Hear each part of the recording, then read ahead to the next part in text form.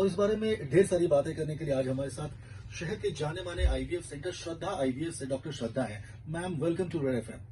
Thank you so much. Hello everyone, I'm Dr. Shraddha. I'm an infertility specialist तो ma'am, जैसा कि मैंने कहा कि from Shraddha IVF Center.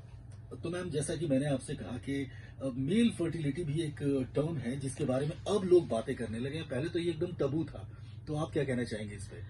Definitely, I'm so happy कि आप इस बारे में बात कर रहे हैं. Fertility यानी कि पांचपन. I'm really sorry to use this term. Infertility वो समस्या है जिसमें एक कपल को बच्चे नहीं हो पाते हैं. और मैं ये इस माध्यम से बताना चाहती हूँ कि वो सारे कपल जो ट्राई कर रहे हैं और 2 साल में 1 साल में अगर बच्चा नहीं ठहरा तो जांच कराना शुरू कीजिए. 2 साल में नहीं ठहरा तो इलाज कराना शुरू कीजिए. और अगर बच्चे नहीं ठहरते तो इसके लिए सिर्फ औरत जिम्मेदार नहीं होती है, इसके लिए पुरुष भी जिम्मेदार होते हैं. एग्जैक्टली मेरा जो अगला सवाल था वो यही था कि मेल इनफर्टिलिटी क्या है और ये किस तरह की परेशानी है?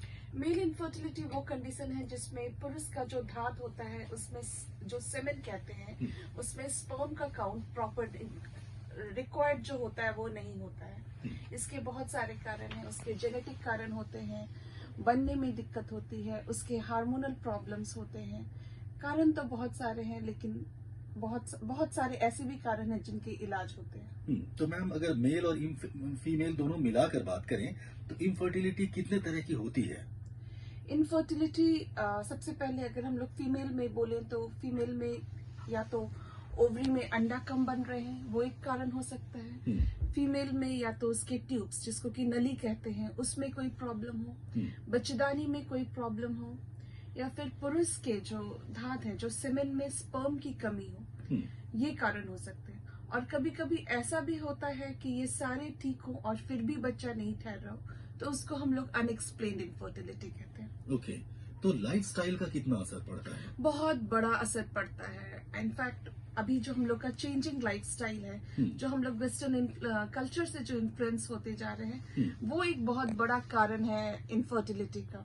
आजकल बड़ा फैशन में है पीसीओडी बीमारी. That is related to lifestyle यानी कि हम लोग सब फास्ट फूड खाते जा रहे हैं. We are liking more pizza, burger, momos, ये सारी चीज खा रहे हैं जिससे कि हर लोग मोटे हो रहे हैं. They are becoming obese. और उसके कारण एक औरत में उसका पीरियड्स गड़बड़ा रहा है, उसके चेहरे में पिंपल्स हो रहे हैं और एक पीसीओडी जैसा एक बड़ा बीमारी बनते जा रहा है. India is now a hub for PCOD और उसके कारण इनफर्टिलिटी हो रहा है. मैंने कहीं सुना था कि स्मोकिंग का भी बहुत असर पड़ता है. डेफिनेटली, मैं उसी बात पे आ रही हूँ. मेल्स जब मतलब हमारे जो मेल्स हैं आजकल बहुत ज्यादा स्मोकिंग का कल्चर हो गया है. Smoking and many other recreational drugs जैसे गांजा, दिस दैट, वो लोग ये चीज आजकल मेल्स में काफी ज्यादा बढ़ता जा रहा है. Not just males, girls are there also indulging themselves in smoking. तो ये भी एक बहुत बड़ा कारण है बच्चा नहीं ठहरने का. ओके, तो क्या क्या पॉसिबल ट्रीटमेंट्स हैं इनफर्टिलिटी के? इनफर्टिलिटी के लिए सबसे पहला ट्रीटमेंट जो है वो लाइफस्टाइल है. जिनका लाइफस्टाइल ठीक नहीं है, पहले तो हम लोग लाइफस्टाइल ठीक करने के लिए बोलते हैं. यानी कि प्रॉपर खाना खाइए, एक्सरसाइज कीजिए, अगर कोई बैड हैबिट है तो वो सब स्टॉप कीजिए. ओके. उसके बाद फिर मेडिसिन से ट्रीटमेंट करते हैं. नहीं ठहरा तो आईयूआई करते हैं और नहीं ठहरा तो फिर आईवीएफ करते हैं. आईवीएफ एग्जैक्टली, आईवीएफ के बारे में काफी सुनने को इन दिनों मिल रहा है, टीवी पे एड्स भी बहुत आ रहे हैं. एग्जैक्टली आईवीएफ क्या प्रोसेस है? आईवीएफ वो प्रोसेस है, इसका पहले तो मैं बता दूं, कंपेयर टू अदर ट्रीटमेंट इसमें सक्सेस रेट बहुत ज्यादा है. कंपेयर अराउंड 40, 50, 60, 70% इवन ये होता है. इसमें क्या किया जाता है, एक औरत को मासिक जब पीरियड्स आते हैं उसके यूजुअली सेकेंड डे से उसको इंजेक्शंस दिया जाता है. इंजेक्शन से बहुत सारे अंडे बनते हैं और फिर बेहोश करके वो अंडे निकाल लिए जाते हैं और पुरुष के कीड़े से मिलाया जाता है और बच्चे बनाए जाते हैं. मतलब बच्चा जो बन रहा है वो औरत के यूट्रस में नहीं, उससे बाहर बनता है. एक्सटर्नल फर्टिलाइजेशन कराया जा रहा है. टेस्ट ट्यूब बेबी बनाया जा रहा है. Okay, test tube baby is IVF. Okay. और फिर जब वो बच्चे बन जाते हैं और बच्चेदानी का जो लाइनिंग बना हुआ होता है तो फिर उस बच्चेदानी में वो बच्चे रिप्लेस मतलब डाल दिए जाते हैं ताकि फिर आगे बच्चा माँ के यूट्रस में, ऊम्ब में ग्रो करे. तो मैम, कॉस्ट एक बहुत बड़ा कंसर्न है लोगों के लिए.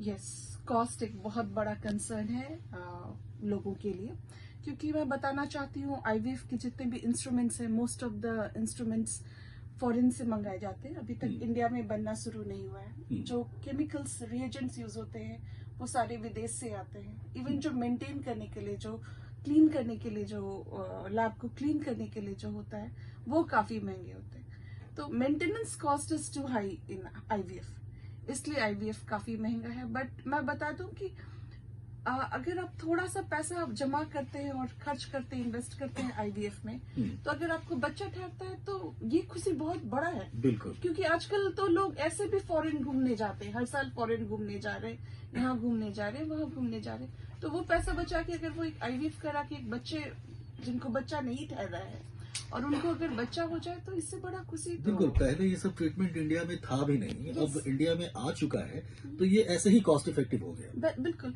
And I am so happy that you have called me for this Nobel